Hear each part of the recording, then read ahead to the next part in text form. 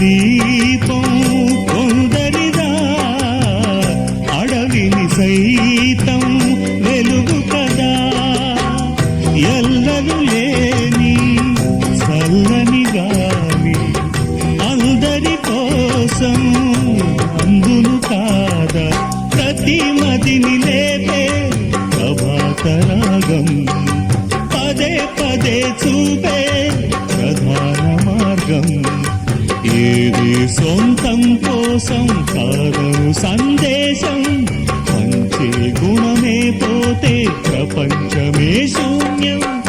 ఇది తెలియని మనుగడ కథ, దిశ నెరుగని గమనము కథ, సరళి రాధ తనే వసంతం. తన దరికి రాని వనాల కోసం